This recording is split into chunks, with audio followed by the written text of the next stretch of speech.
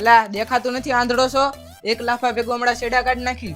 એટલે તારે પાવર છે એમ કાંઈ? રે ભાઈબંધને ફોન કરો. હાલો ધોકા બોકા લઈને વી આવજો ને બસ સ્ટેન્ડની શેરીમાં. એટલે શેરી નથી ભાળી. એટલે ભાઈ આને કંઈક એડ્રેસ કહેતો આનું. હા તમ તાર બસ સ્ટેન્ડનો ઢાળ ઉતરી જા અને પછી સીધો સીધો આયલો. હા અને પછી એ આ અહીંયા બાંધવાનું થઈ ગયું ને એટલે આ બાંધે છે. પછી ડાબી બાજુ વળી જવાનું. એ ભાઈ ઠોકા લાવવાનું કે છે. ઠોકા લાવે? ના ના મેં પટ્ટો કર્યો.